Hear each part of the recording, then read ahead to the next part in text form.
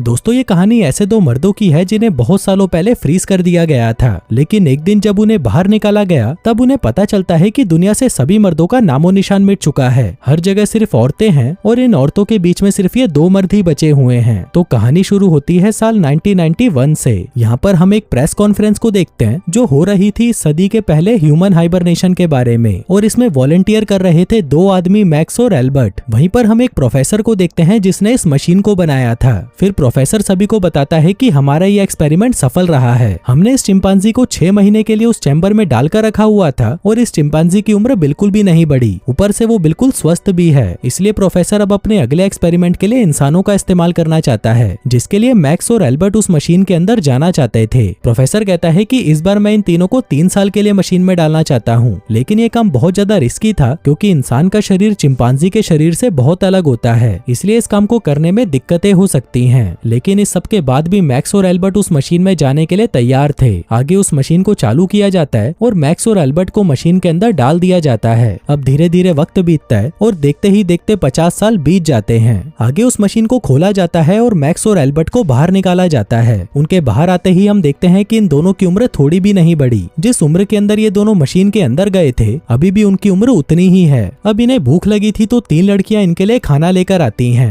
वहीं इतने सालों से इन दोनों ने कुछ खाया नहीं था तो ये दोनों खाने का स्वाद भी भूल चुके थे। आगे मैक्स कहता है कि मैंने मशीन के अंदर एक शराब की बोतल और कुछ सिगरेट छुपा कर रखी थी और अब उनको बाहर निकालने का समय आ चुका है। जिसके बाद वो सारा सामान बाहर निकालता है और वो दोनों वहीं पर सिगरेट जलाकर पीने लगते हैं। लेकिन जैसे ही वहाँ पर धुआं फैलता है हर जगह पर अलार्म बजने लग जाते हैं और सबको लगने लगता है कि यहाँ पर कुछ तो गड़बड़ चल रही है। तभी वहाँ पर 2 औरतें आती हैं और आग को बुझाने लगती हैं। थोड़ी देर बाद वहाँ पर डॉक्टर ब्लॉन्ड नाम की एक औरत आती है और उन्हें बताने लगती है कि प्रोफेसर अब मर चुके हैं। अब ये सुनते ही वो दोनों हैरान हो जाते हैं। डॉक्टर ब्लॉन्ड कहती है कि यहाँ पर एक महायुद्ध हुआ था और उस युद्ध में कुछ ऐसा हुआ कि धरती से सारे मर्द मारे गए। अब धरती पर सिर्फ औरतें ही बची हैं और तुम लोग भी इसलिए बच गए क्योंकि तुम इस मशीन के अंदर थे। अब इस बात को सुनकर वो दोनों बौखला जाते हैं और यहाँ से भागने लगते हैं। लेकिन जैसे ही वो बाहर के दरवाजे को छूते हैं उन्हें बिजली का एक जोर का झटका लगता है और वो नीचे गिर जाते हैं। आगे एल्बर्ट इस बारे में सोचने लगता है और मैक्स से कहता है कि भाई सब कुछ ठीक है, हम 50 साल से मशीन के अंदर थे ना, इसलिए हमें ऐसा लग रहा है। मैक्स कहता है कि भाई तुम बिल्कुल ठीक कह रहे हो, अगर इस धरती पर मर्द ही नहीं है तो हमारी जनरेशन आगे कैसे बढ़ रही है। उधर दूसरी तरफ इनकी बातों को डॉक्टर ब्लॉन्ड सुन रही थी और फिर वो इन्हें जवाब देती है कि यहाँ पर बच्चे मशीन से बनाए जाते हैं। अब इस बात को सुनते ही वो दोनों और भी ज्यादा हैरान हो जाते हैं। उधर दूसरी तरफ डॉक्टर ब्लॉन्ड के पास एक और डॉक्टर मारिया आती है और वो उसे कहती है कि तुम्हें अपने रिसर्च के बारे में बाकी के डॉक्टर से भी बात करनी चाहिए, तुम ऐसे ही चुपके से इन दोनों पर रिसर्च नहीं कर सकती।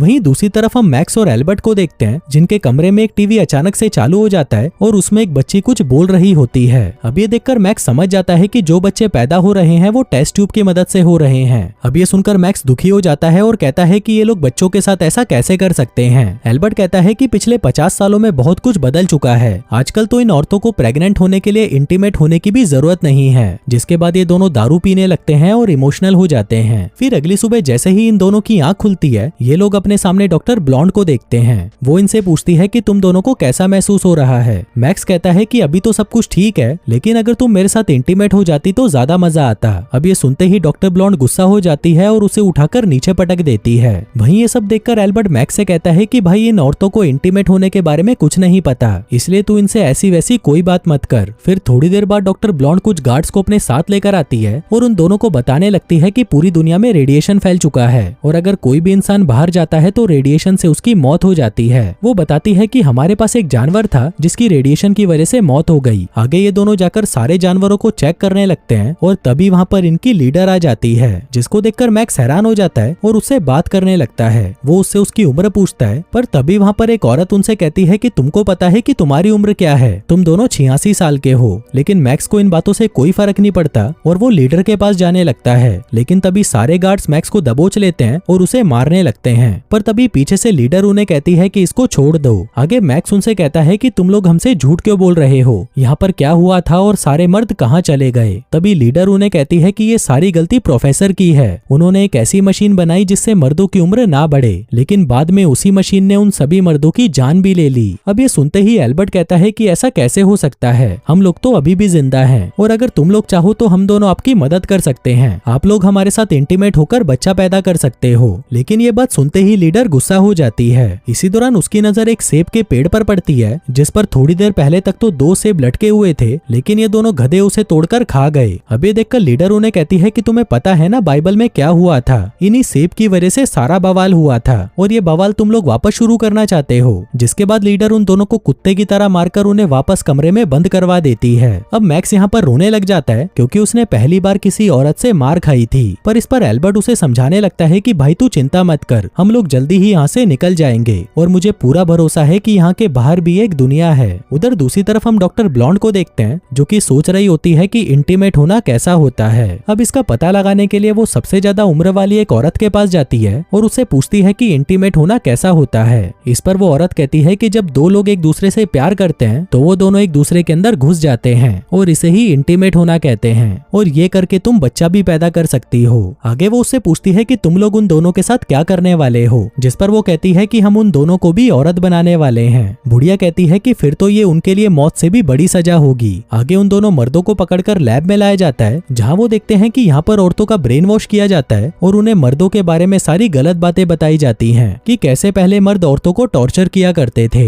आगे इन दोनों को एक एक फॉर्म साइन करने को दिया जाता है जिस पर लिखा था कि इन दोनों के शरीर पर एक्सपेरिमेंट्स किए जाएंगे, लेकिन ये पढ़ते ही वो दोनों फॉर्म पर साइन करने से मना कर देते हैं। फिर कुछ देर बाद उनके ऊपर की सीलिंग खुलती है जहाँ पर बहुत सारी औरतें बैठी हुई थीं। दरअसल ये औरतें यहाँ पर फैसला करने आई थी कि इन मर्दों के साथ क्या करना चाहिए, लेकिन ये सुनते ही वो दोनों वहाँ से भाग जाते हैं। फिर रास्ते में इन्हें 2 औरतें नजर आती हैं जिनको देखते ही वो उन पर टूट पड़ते हैं और उन्हें किस करने लगते हैं। वहीं वो सारी औरतें मिलकर ये फैसला करती हैं कि अब वो इन दोनों मर्दों पर एक्सपेरिमेंट्स करेंगे। दूसरी तरफ वो दोनों भागते हुए नीचे पहुंच जाते हैं जहाँ पर इनको एक अंडरग्राउंड रास्ता नजर आता है जिसकी मदद से वो दोनों और नीचे पहुंच जाते हैं। फिर बाहर आते ही उन्हें वहाँ पर एक शराब की बोतल पड़ी हुई मिलती है और उसके साथ एक न्यूज़पेपर भी जिसमें लिखा था कि 1993 में एक ऐसा हादसा हुआ जिसमें सारे मर्द मारे गए। पर तभी वहाँ पर इनको पकड़ने के लिए कुछ गार्ड्स पहुंच जाते हैं जिनको देखते ही वो वहाँ से भागकर एक टनल की मदद से बाहर आ जाते हैं। फिर बाहर आते ही इन्हें वहाँ पर बहुत सारी औरतें दिखाई देती हैं जो कि पार्टी कर रही थीं। दरअसल ये औरतें बागी थीं और ये लीडर के नियमों को नहीं मानती थीं। अब वो दोनों ये सब देख ही रहे थे कि तभी वहाँ पर गार्ड्स आ जाते हैं और इन दोनों को दबोच लेते हैं। वहीं नीचे भी वो सभी औरतें गार्ड्स को देखकर डर जाती हैं और वहाँ से भागने लगती हैं। अब इसी भगदड़ का फायदा उठाकर मैक्स और एल्बर्ट भी गार्ड्स को चकमा दे देते हैं और वहाँ से भाग जाते हैं। लेकिन भागते भागते ये लोग एक लिफ्ट में पहुंच जाते हैं और वहाँ ये देखते हैं डॉक्टर ब्लॉन्ड को, जिसको देखकर ये दोनों डर जाते हैं। पर तभी डॉक्टर इनको समझाती है कि अगर तुम लोग बाहर गए तो जिंदा नहीं बचोगे। इस पर वो दोनों कहते हैं कि हमको पागल मत बनाओ। तभी डॉक्टर ब्लॉन्ड उन दोनों को एक मशीन के पास लेकर आती है और उससे उनको बाहर देखने के लिए कहती है। फिर उस मशीन से देखने पर उनको पता चलता है कि बाहर हर जगह तबाही मची है और कोई भी इंसान बाहर जिंदा नहीं रह सकता। इसके साथ साथ डॉक्टर उनको बाहर का रेडिएशन भी दिखाती है कि बाहर का रेडिएशन लेवल कितना ज्यादा है और इसी रेडिएशन की वजह से सारे आदमियों की मौत हुई थी। लेकिन वो दोनों उसकी ये बातें नहीं मानते और कहते हैं कि हम तो बाहर जाकर मरना पसंद करेंगे, जो कहकर वो वहाँ से चले जाते हैं। तभी डॉक्टर ब्लॉन्ड कहती है कि मैं तुम्हें ऐसे मरता हुआ नहीं देख सकती,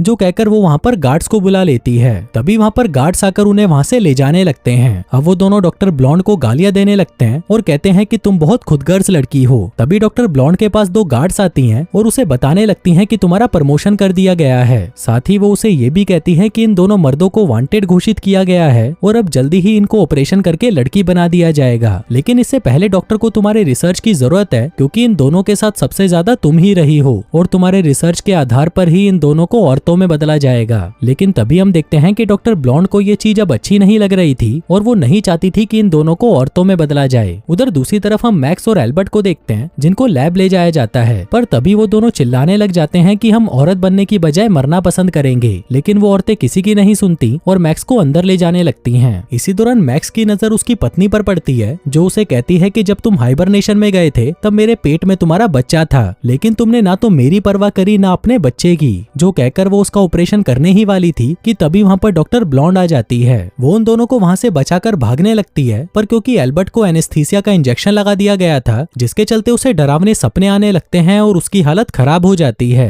तभी ऊपर जाते ही उन्हें वहाँ पर 2 गार्ड्स नजर आती हैं और डॉक्टर ब्लॉन्ड उन्हें कहती है कि जल्दी से अपने कपड़े उतारो और ये इन दोनों आदमियों को दे दो। आगे वो दोनों उन कपड़ों को पहन लेते हैं जो कि रेडिएशन से बचने वाले सूट थे। जिसके बाद वो उन दोनों को बाहर निकालने की कोशिश करती है लेकिन उससे मेन गेट नहीं खुलता। डॉक्टर ब्लॉन्ड गार्ड से पूछती है कि ये खुल क्यों नहीं रहा, जिस पर वो दोनों कहती है कि इसका पासवर्ड है जो सिर्फ हमारी लीडर को ही पता है। अब ये देखकर मैक्स को गुस्सा आ जाता है और वो उन्हें गालियां देने लगती हैं। पर तभी अचानक वो देखती है कि वो दरवाजा खुल गया है, जिसका मतलब था कि दरवाजे का पासवर्ड गाली था। अब डॉक्टर उन दोनों को अकेले बाहर नहीं भेजना चाहती थी, इसलिए वो डिसाइड करती है कि वो भी उन दोनों के साथ जाएगी। जिसके बाद वो भी रेडिएशन से बचने वाला सूट पहनती है और वो तीनों ऊपर चले जाते हैं। फिर ऊपर जाकर वो देखते हैं कि हर तरफ तबाही मची हुई है और सब कुछ बर्बाद हो चुका है। लेकिन मैक्स जैसे ही आगे बढ़ता है वो एक पर्दे से जाकर टकरा जाता है, जिसके बाद वो एक चाकू निकालता है और उस पर्दे को काट देता है। आगे वो सब उस पर्दे से बाहर निकलते हैं और देखते हैं कि बाहर तो सब कुछ नॉर्मल है और अब तक ये लोग जो भी देख रहे थे वो सब एक नाटक था।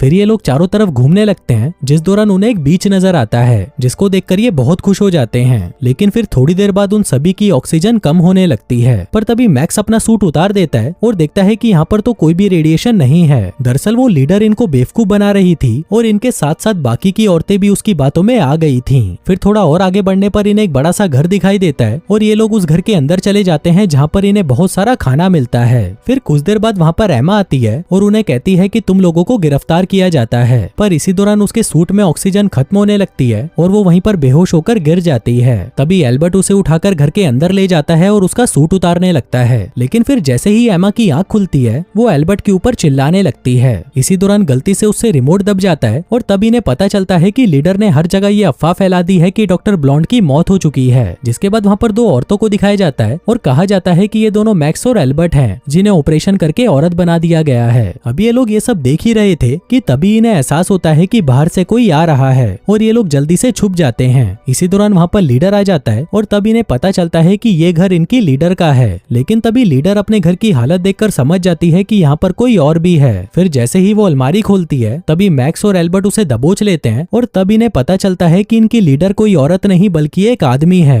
अब ये देखकर वो दोनों हैरान हो जाते हैं और उसे कहते हैं कि तुम चाहते क्या हो और ये सब क्यों कर रहे हो। तब वो आदमी अपनी सारी सच्चाई बताता है कि 20 साल पहले मैं इस धरती पर इकलौता आदमी बचा था, लेकिन ये सभी मुझे लड़की बनाने के पीछे पड़ गए थे, इसलिए मैं खुद ही मेकअप करके लड़की बन गया और इनके साथ रहने लगा, जिसके एक वक्त बाद मुझे यहाँ का लीडर बना दिया गया। तभी मैक्स और एल्बर्ट उसे कहते हैं कि तुमने उन औरतों को बताया क्यों नहीं कि बाहर रेडिएशन जैसा कुछ नहीं है। इस पर लीडर कहता है कि पहले यहाँ पर बहुत रेडिएशन था, लेकिन धीरे धीरे रेडिएशन खत्म होता गया, लेकिन मेरी हिम्मत ही नहीं हुई कि मैं इनको सब कुछ सच बता दूं, क्योंकि वो सभी औरतें सनकी हैं। इसके बाद मैक्स और डॉक्टर ब्लॉन्ड एक साथ इंटीमेट होने लगते हैं और वहीं एल्बर्ट और एमा भी इनको देखकर शुरू हो जाते हैं। फिर अगले दिन वो दोनों उस लैब में पहुंच जाते हैं जहाँ पर बच्चों को बनाया जाता था, जिसके बाद वो उनके फॉर्मूले में अपने प्यार की निशानी मिला देते हैं ताकि अगली बार जब भी इन बच्चों को बनाया जाए तो उनमें सभी मर्द पैदा हों। फिर कुछ सालों बाद जब बच्चे पैदा होते हैं तो उनमें एक मर्द पैदा होता है। इसी दौरान जब एक नर्स उस लड़के को देखती है तो वो जोर से चिल्लाने लगती है। और दोस्तों इसी के साथ ही ये कहानी यहीं खत्म हो जाती है।